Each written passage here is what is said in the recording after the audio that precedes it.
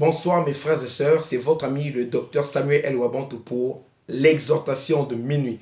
Aujourd'hui c'est notre troisième jour et nous poursuivons avec le thème de la semaine, la persévérance. Ce soir je vous parlerai de la persévérance dans le travail, la persévérance dans le ministère et la persévérance dans sa carrière, dans la carrière que vous poursuivez. Nous allons lire pour cela un passage de la Bible dans le livre des Juges, chapitre 8, nous lirons le verset 4. La parole de Dieu déclare: Gédéon arriva au Jourdain et il le passa, lui et les 300 hommes qui étaient avec lui, fatigués, mais poursuivant toujours. Le thème de la semaine, c'est la persévérance. Et je vous rappelle, la persévérance par définition, c'est la constance dans l'action et dans le temps. C'est la persistance dans l'effort. Nous voyons Gédéon, choisi par Dieu, appelé par Dieu, envoyé pour délivrer le peuple d'Israël de la main de Madian. C'était une carrière qui s'ouvrait pour Gédéon. C'était un nouveau travail que Dieu lui donnait. Et c'était un ministère que Dieu lui proposait. Et Gédéon se lance dans le travail que Dieu lui donne. Il se lance dans le combat. Et il commence à remporter des succès, remporter certaines victoires.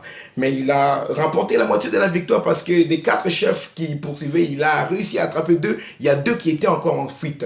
Là, on déclare que Gédéon, il arrive au Jourdain, il passe au Jourdain avec les 300 hommes. Ils étaient fatigués, mais qu'est-ce qu'ils ont fait? Est-ce qu'ils ont dit non, comme nous sommes fatigués, nous avons la moitié de la victoire, on va attendre comme ça, demain peut-être on sera mieux. Non, elle déclare fatigué, mais poursuivons toujours. Ce verset de Juge 8.4 est resté dans ma vie, dans mon esprit, depuis ma jeunesse. Je l'ai appris, je n'étais pas encore pasteur. Fatigué, mais poursuivons toujours. On l'utilisait souvent dans les retraites de prière, dans les retraites de jeûne et prière. Souvent quand nous étions fatigués après le moment de jeûne, on avait envie d'abandonner, de manger, de couper le jeûne. Mais quand je me rappelle de ces versets, fatigué, mais poursuivons toujours, alors on se remettait, on se refortifiait, on se disait, bon, on peut y arriver et on continuait. Je vais te dire ceci, dans la carrière, dans le travail que tu fais, il arrivera un moment où tu seras fatigué, où tu seras découragé à cause de l'opposition, à cause de l'effort que tu fournis.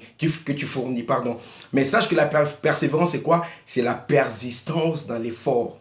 C'est une constance dans l'action et dans le temps. La persévérance se remarque dans le temps. Ce n'est pas quand on commence le travail qu'on va dire que j'ai la persévérance.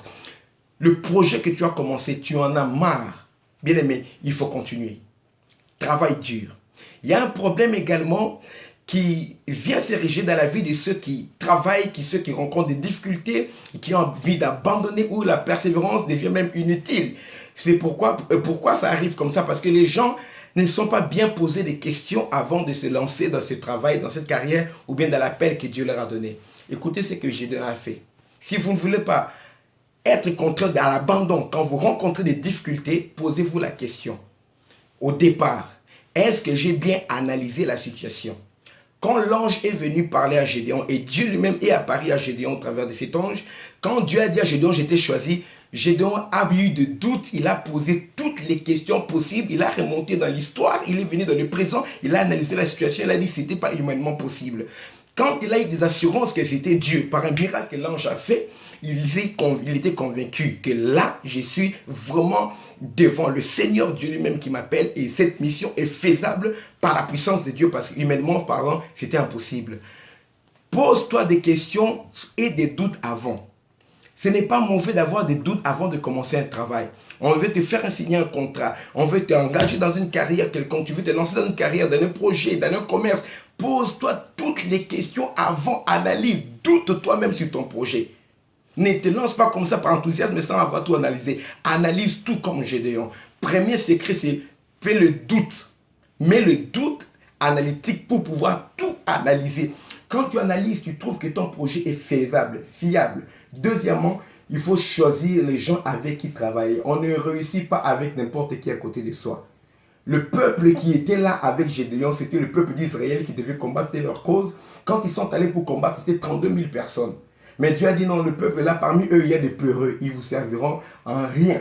Dieu a dit dis aux gens que ceux qui ont peur, qui ont des doutes, qui ne peuvent pas travailler, parce que le doute, il faut avoir avant. Quand tu te lances dans le travail, ce n'est plus permis d'avoir le doute. Ceux qui ont encore des doutes, qui rentrent chez eux. 22 000 personnes sont parties. Vous savez? Donc, ça fait plus de 60% des personnes. Mettons, À peu près 67% des gens sont partis, rentrés chez eux.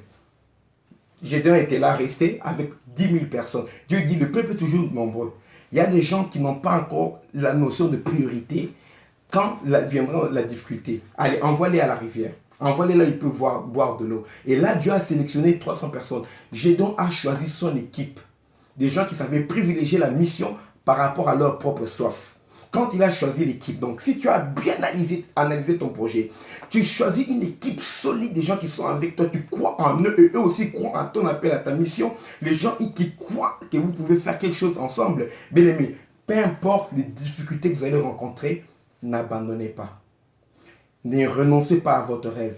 Si c'est Dieu qui t'a appelé pour le ministère que tu fais, bien aimé, peu importe le travail, même si l'église ferme, continue avec une cellule de prière à la maison. Moi, j'avais fermé l'église à un moment donné. On avait perdu la salle. On avait vendu la salle qu'on occupait à Paris par les propriétaires. Nous sommes rentrés à la maison avec une petite équipe. Et quand Dieu a donné le temps favorable, nous avons eu le moyen pour louer une autre salle. Et puis, recommencer et continuer avec l'église. Et pour les travaux que tu as, bien aimé, pour la vision que tu as pour ta carrière, n'abandonne pas. Même si tu es blessé, soigne-toi.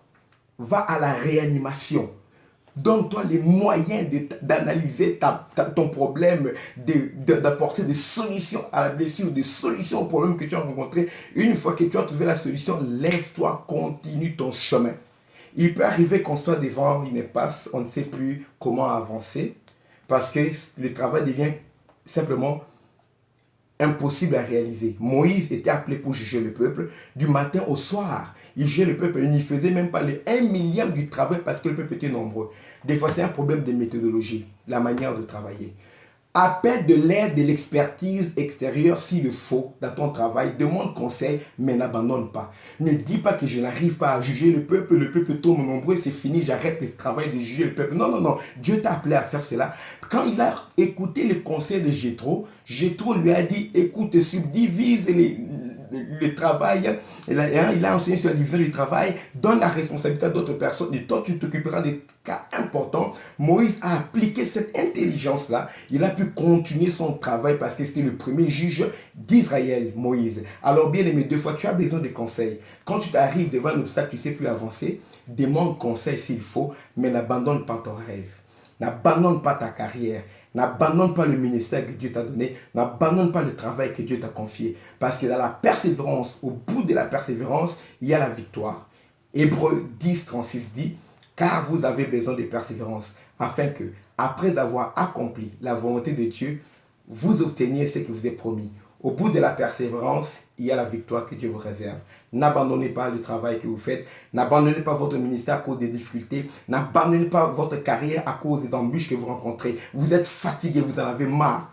Continuez. Si vous êtes tombé, continuez à genoux. Si vous êtes couché, continuez en rampant. Mais tout ce que vous faites, n'arrêtez pas de bouger. Même en rampant, vous allez avancer toujours jusqu'à atteindre la ligne d'arrivée, jusqu'à arriver au bout. Ceux qui n'abandonnent pas arrivent toujours au bout de leur course, arrivent toujours à arriver à réaliser leur projet, à réaliser leurs rêves. Et Dieu est avec ceux qui persévèrent. Parce que la persévérance est un signe, est une preuve de la foi. Et la foi honore Dieu. Dieu honore la foi. Dieu honore ceux qui persévèrent. Que Dieu vous bénisse. C'est votre frère le docteur Samuel El Wabantou. Que Dieu vous redonne la force. Ma prière, que Dieu vous donne la force dans votre travail, qu'il vous donne l'intelligence, il faut réaménager, améliorer quelque chose, que Dieu vous donne cette sagesse, cette intelligence-là maintenant, mais qu'il vous donne la force de continuer dans votre travail.